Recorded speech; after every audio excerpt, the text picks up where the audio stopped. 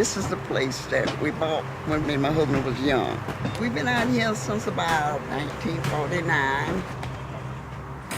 All my kids was all born here, 5 girls and 2 boys. A lot of memories is in it.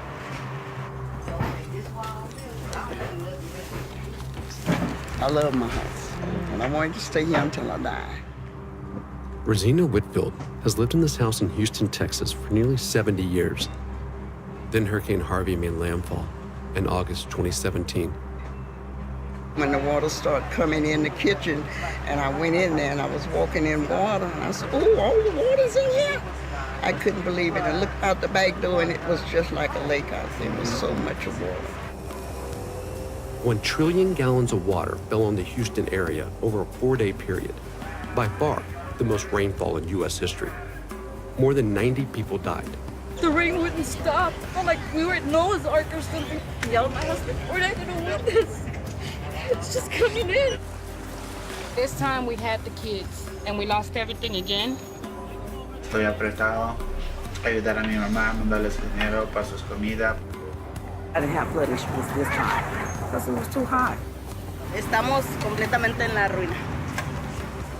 In Houston, Hurricane Harvey hit everyone. But after the waters receded, will there be an equal recovery? We can't go with a clean slate assuming that Harvey affected everybody equally, because it didn't. Have you gotten help from Red Cross or FEMA or the city? No, we haven't.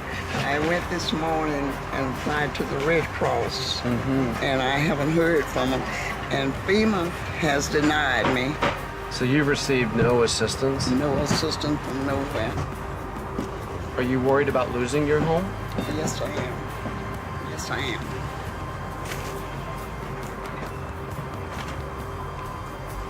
I believe that we're going to recover. You have 2 cities, haves and have-nots. That also translates into who gets the best of things when it comes to flood protection and who gets left out.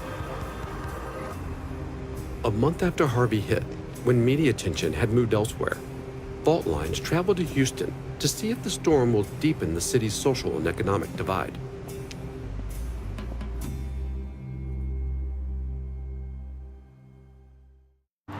Yo salí en la madrugada como a las 5 de la mañana. El agua no estaba tan alta, nos llegaba como por aquí. Nos salimos con el miedo, nos salimos todos porque se iba subiendo más el agua. Caminé con el agua sucia, incluso estaba bien feo. This is Clayton Homes. It's a public housing development for some of Houston's poorest residents. Maria Linares and her family lived here.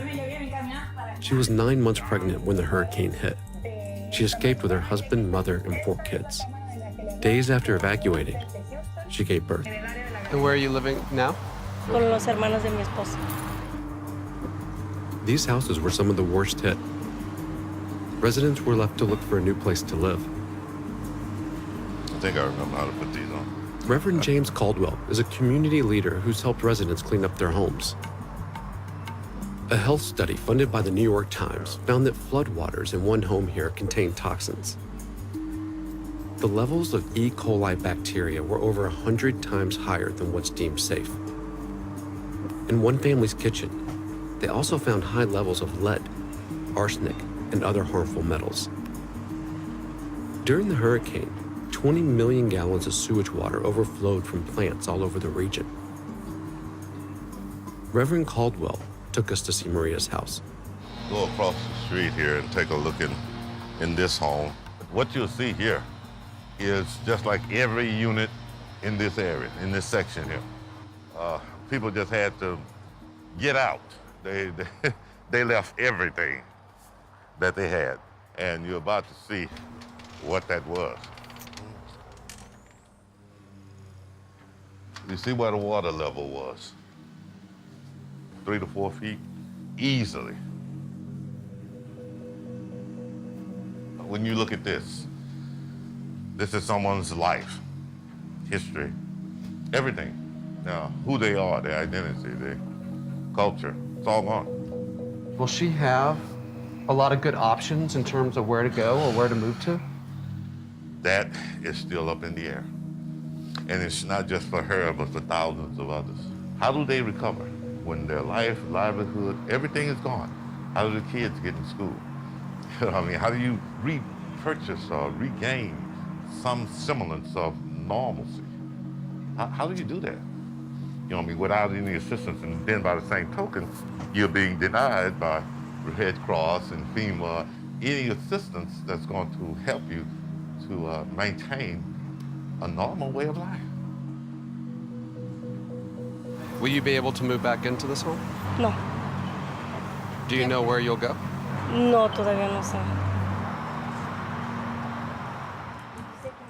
During the hurricane, Clayton Homes was especially vulnerable because it sits on the edge of this waterway, the Buffalo Bayou. Incluso el bayuco que está ahí atrás se desbordó todo y fue que se inundaron los apartamentos.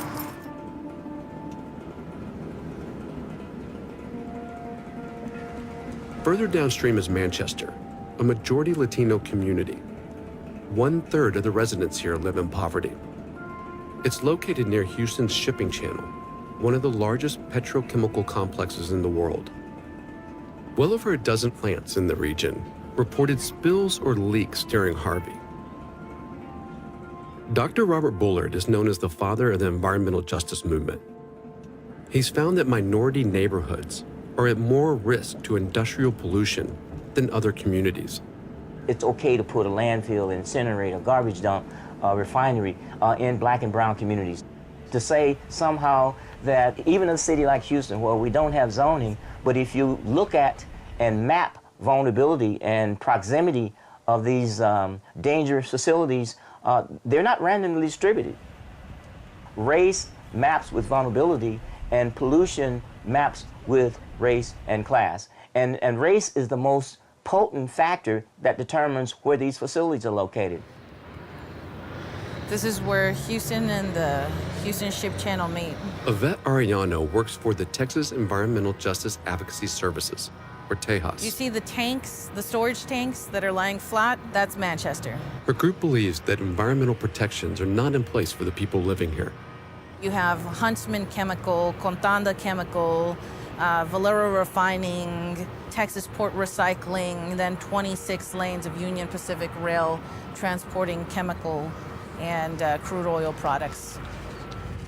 This is Contanda. It houses over 93 steel carbon storage tanks of nothing but chemical and crude products. You can notice the tanks themselves are right next to these homes. There are homes all around these tanks right here. There are. So as the rains were hitting all of these tanks, the floodwaters were flushing their way into people's yards.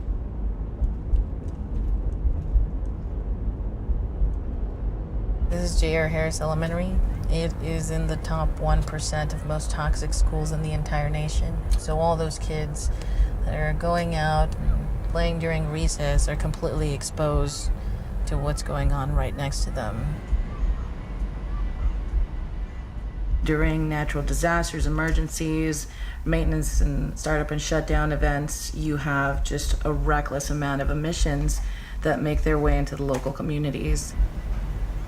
We basically tracked, or have been tracking, over 5 million pounds of emissions that were released in the impacted areas.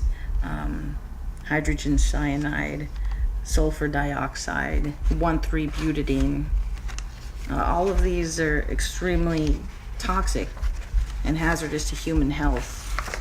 There are absolutely no permissible amounts of things like benzene. The Valero Energy Refinery is streets away from where children play. After the hurricane, this facility reported to the State Environmental Agency that it leaked chemicals, including cancer-causing benzene. But no one's going to get a ticket, no one's going to get a fine, no one's going to go to court because of any of these emissions. In communities near the shipping channel, there's a feeling that there's little accountability when leaks happen. And after the hurricane, there was a sense of urgency to change that. We call this company right here the stinky one. because every time you drive through here, you'll smell how bad it is.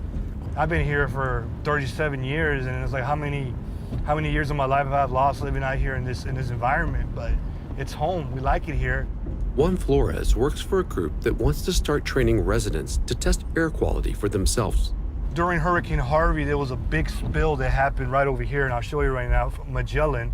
They ended up spilling almost 500,000 barrels of gasoline got spilled in the area. And that goes back to what people were smelling during Harvey, was a very heavy petrol gasoline smell that we had never smelled before in the area. Magellan said that they contained the spill, but they acknowledged that there were air emissions, including benzene. Are there known respiratory issues for kids who grow up in this area? There's a lot of people that say their kids have asthma. Asthma's a big thing out here. I kind of feel bad for some of the people that live in these apartment complexes. Quite a few people that live here, and a lot of times these people don't really understand what's going on or don't know what the dangers are.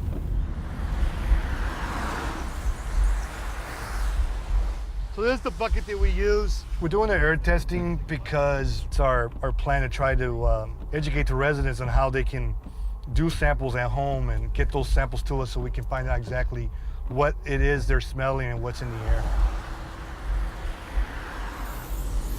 Keep going, and so it's a vacuum. It's taking more air in it. Then I just take this off. You can see the air is inside. But we got more than enough in there for a sample. I mean, you can see this definitely, yeah. Yeah. The right to breathe is a basic human right. You talk about everyday occurrences, and that's what makes Harvey an environmental justice issue, in that we have to address some of the pre-existing conditions that many communities had to grapple with. How fast you recover from a natural disaster has a lot to do with where you live. Low-income and minority neighborhoods have fewer resources to help them. When you talk about who has resilience, who has the money, the resources, and who has historically had the level of investments that go to protecting very wealthy neighborhoods, you can see that there's imbalance. Greenspoint in North Houston is one of the poorest neighborhoods in the city. The shopping mall here has turned into an emergency relief center. This line, which goes on and on and on, can only be measured in the thousands and thousands of people. They've been out here in the sun for hours waiting to get basically food stamps. This isn't the normal food stamp program. All these people, to qualify, had to be affected by Hurricane Harvey. I've been hit twice, can't afford to do that again. Until you've been in a situation like I've been in, you have to understand how I feel right about now. To lose everything twice in a row, it's really devastating. We were in our home, me and my husband, 3 weeks, just 3 weeks. Then we got Harvey. It's headaches, it's problems, stressed. Were you surprised when you came out and saw the line? Oh yes, I was in shock, and I'm still in shock because the line keeps going, and it keeps coming. I didn't realize we had that many people, and we do. We need a lot of help. I mean, everybody's hurting. Many of the people lined up won't be seen today, and this line will close in just days. Water? Do you want cold water, ma'am? I feel you. I know. Marina and her stepchildren have been doing what they can to help people affected by the hurricane. My friend is in the line. He texts me, he said, Marina, come, because they have a lot of older people. They need water. And I don't know how to say no to nobody. She's an undocumented immigrant, so she can't apply for the food disaster program herself, even though this is the second time that her home is flooded and she's lost everything. I get donations for food, and what I do, I'll give my people food, or I cook it. We're not getting help like we're supposed to get help. You know? What?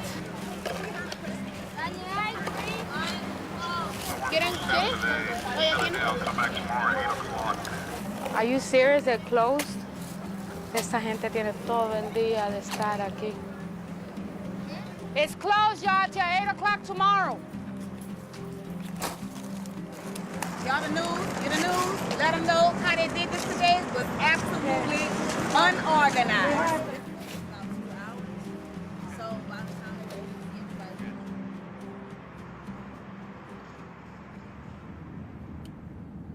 Marina lives in Greenspoint because the rent here is cheap. But that comes at a cost. The majority of apartment buildings here lie inside a flood zone. The area has flooded at least 5 times since 2001. I'm fixing to make the rice right quick. My husband's gonna come. We're gonna have dinner together. The water is coming after right here. It looked like a river on here. That's when it started coming in. The water just started rising. Me and my husband, we were sitting outside watching just the water go up. I was crying. Devastating. We were just recovering from the last one. You know, it hurts. But can I have them lemons in that closet right there? Lemons? Sure. Let's Limes. see. And in here, limes. Yeah, there we go. Yeah, you bet. You worried about staying in this apartment and being flooded again? Yeah. Are you gonna stay? Yeah. Why? We're not financially doing good to go somewhere else yet. This is like 3rd class. There's a 3rd class where if you have it, okay. If you don't, okay.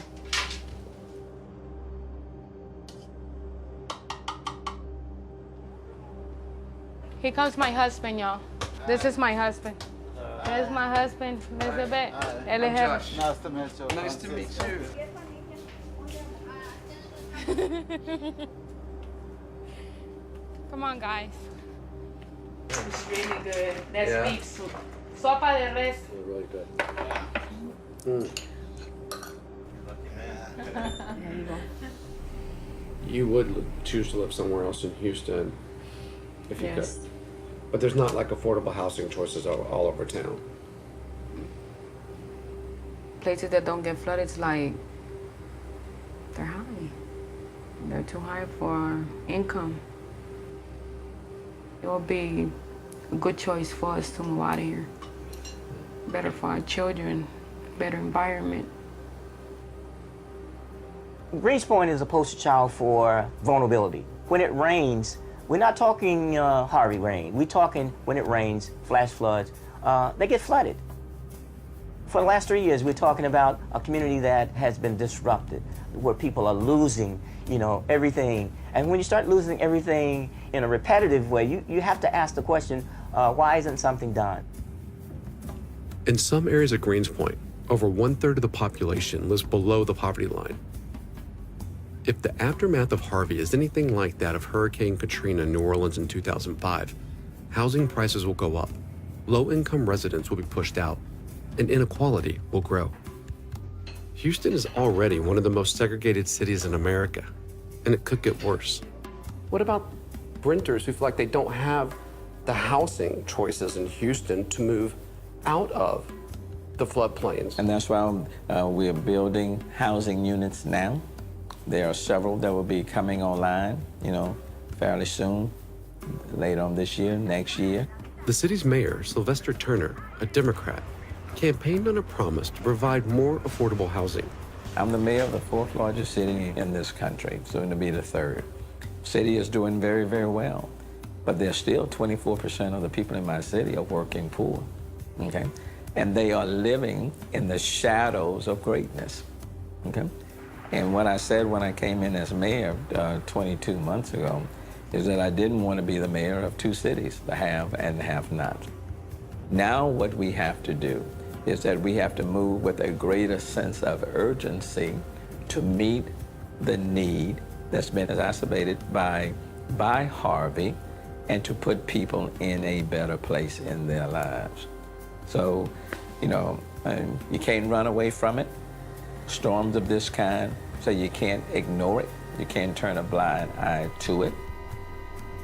After the hurricane, questions were raised about what, if anything, officials could have done to mitigate the flooding in some of the hardest hit areas. In Houston, people look to the Harris County Flood Control District, which is one of the agencies tasked with reducing flood risk for the larger metropolitan area. Since Harvey, it's been focused on recovery, clearing debris, making repairs, and preparing for the next storm. Now I hope the new normal includes... While we were in town, the agency, which is headed by Judge Ed Emmett, held a press conference. For those residents who experienced the flood in 2015, a flood in 2016, and now a flood in 2017, are you doing enough for those residents? No. That's our whole point. And Judge, should the county prioritize efforts to help communities who have a harder time recovering from a Harvey like incident? I think recovery is one thing, mitigation is something else. Recovery, they are prioritized. But in terms of mitigation, no, it's a question of making the whole community safe. And so where people live is just more a question of hydrology than anything else that we need to look at. But critics say that approach focuses on scientific technicalities and ignores the reality that some communities have been historically neglected. The county judge is saying there's no equity lens, then those of us who are out here in the public are saying there must be an equity lens because we cannot reproduce the inequality. We cannot allow money to follow money and money to follow power when it comes to the investments that are going to be made in flood protection. That would be not only immoral, unethical, but we think it would be illegal.